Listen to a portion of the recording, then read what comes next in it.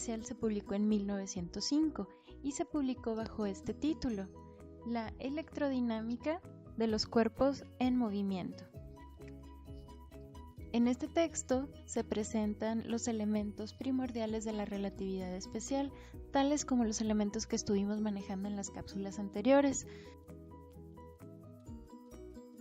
Bueno, trabajamos bajo dos postulados. Primero, trabajamos bajo el postulado de la constancia de la velocidad de la luz como límite de movimiento.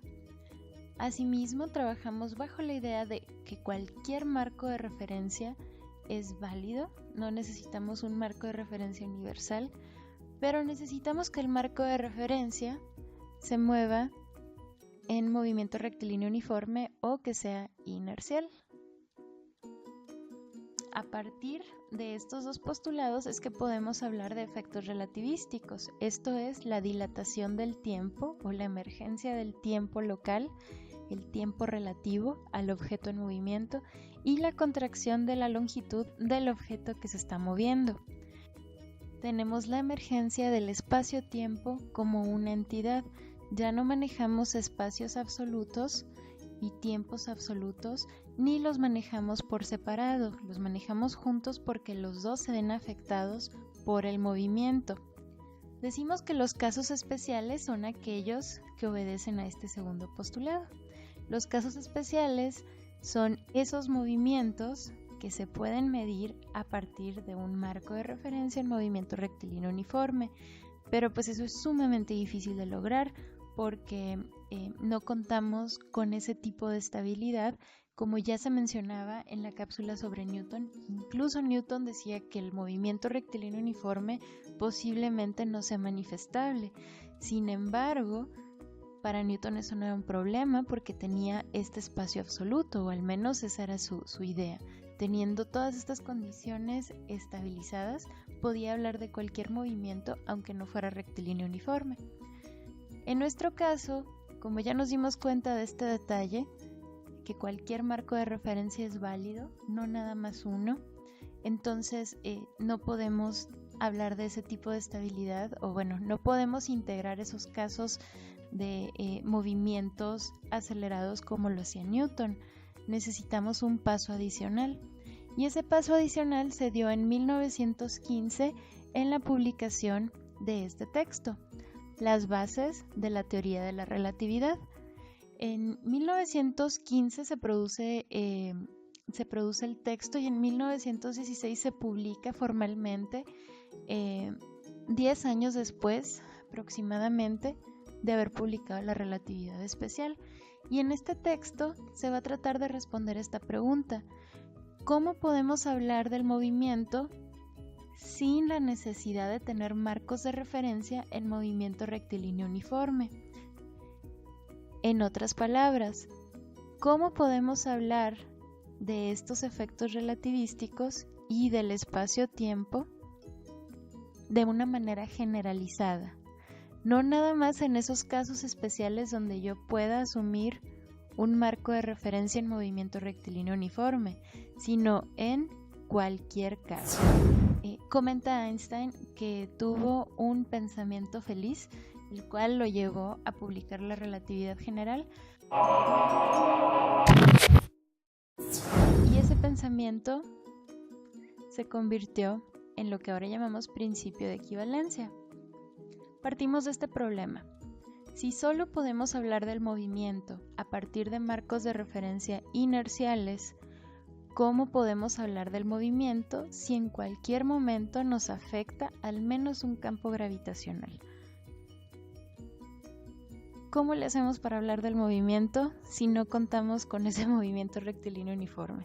No tenemos ese tipo de marco de referencia, no nos es accesible. ¿Cómo le hacemos?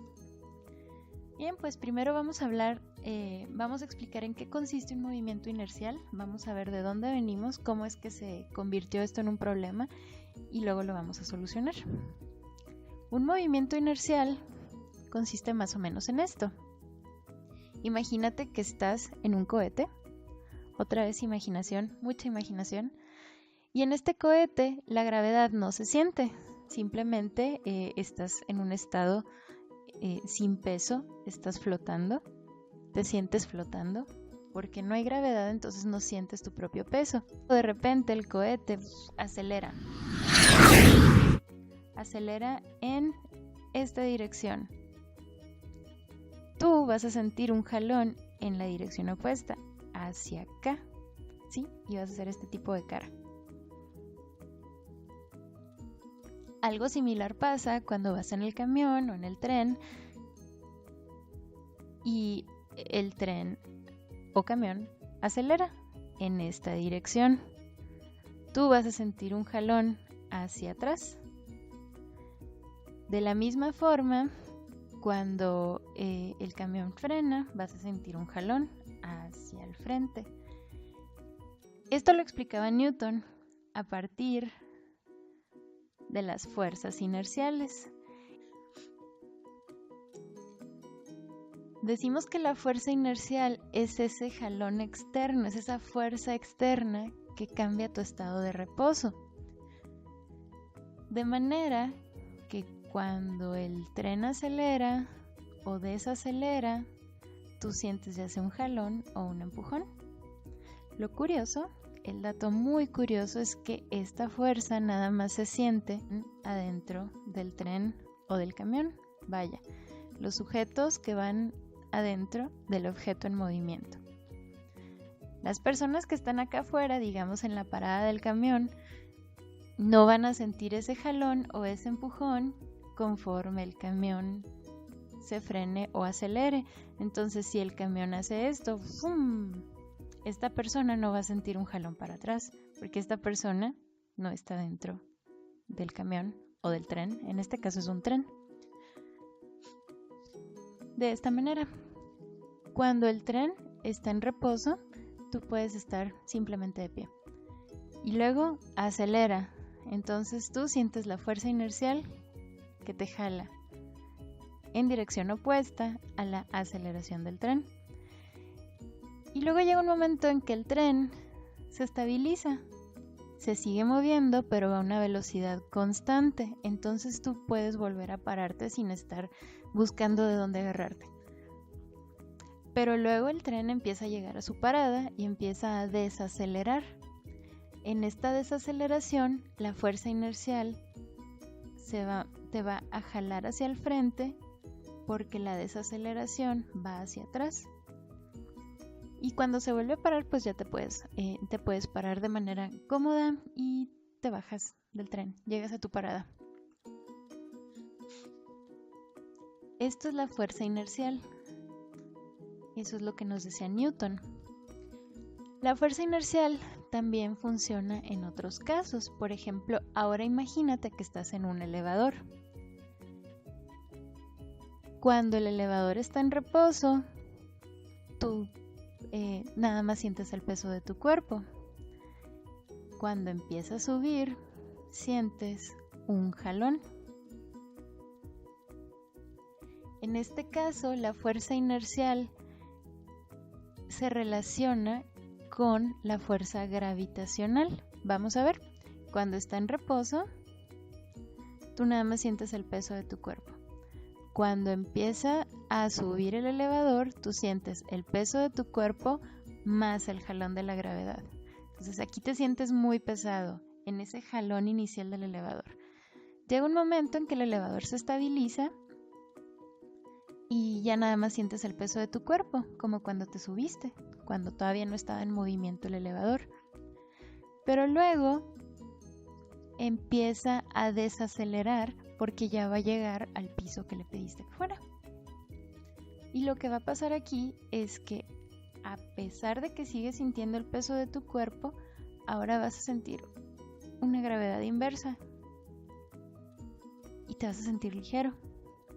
En este momento te sientes mucho más ligero que en esto o en esto. Aquí te sientes muy pesado, aquí te sientes normal, aquí te sientes ligero. Y luego llegas y regresas a la normalidad. Considera que este ejemplo también aplica en este tipo de casos. Cuando te subes a un juego mecánico que tiene una trayectoria circular, al momento que se empieza a mover y conforme va acelerando, tú te vas yendo hacia afuera. te vas sentando con un jalón hacia afuera. Incluso los columpios se van alejando del centro. Ese jalón es debido a la curvatura. Ahora vuelve a imaginar que estás en ese cohete. Aquí es donde vamos a llegar al pensamiento feliz de Einstein. Cuando estás adentro de ese cohete, para ti sería imposible distinguir si el movimiento es un movimiento gravitacional, como el que sientes cuando estás en la Tierra, o si es uno de aceleración, como cuando inicia su trayectoria el cohete. Einstein fue lo suficientemente creativo para decir que la gravedad y la aceleración son prácticamente la misma cosa. Tienen el mismo efecto sobre los objetos. Se le llama principio de equivalencia justamente por ese detalle, porque es lo mismo hablar de aceleraciones que de gravitaciones. Entonces, si antes podíamos hablar de aceleraciones, ahora podemos integrar esos efectos que se tienen sobre los marcos de referencia a partir de la gravedad.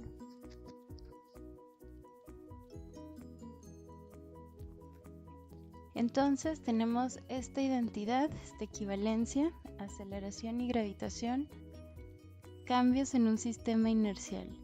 Y lo que originalmente buscábamos es un sistema inercial, poder hablar de marcos de referencia en movimiento rectilíneo uniforme o de marcos inerciales, ¿no? Entonces ya nos estamos acercando. Por ejemplo, los conductores de Fórmula 1 necesitan tener mucha fortaleza en el cuello.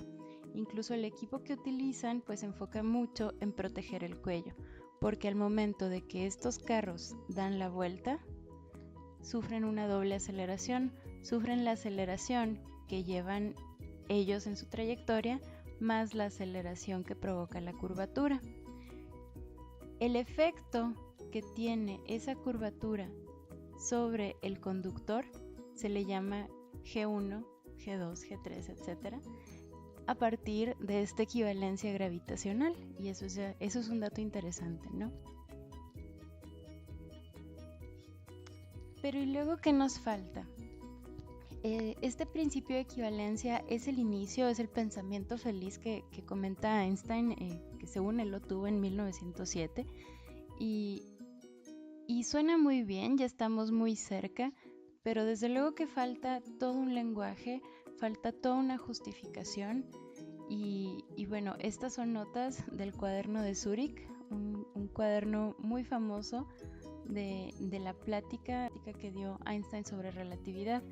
En estas notas emerge el estudio de tensores. Esta es la herramienta matemática que no vamos a entrar en detalles, pero por medio de esta herramienta es que pudimos entender cómo el principio de equivalencia puede lograr integrar la gravitación formalmente. Y este fue el resultado. Esta es la ecuación de campo, la ecuación que nos sirve para entender cómo funciona la relatividad general. Y desde luego que consiste en una serie de cuestiones matemáticas que no vamos a entrar a detalle, pero si les interesa platicar a más detalle de esto, me pueden mandar un correo. Ya estamos a punto de concluir la relatividad general.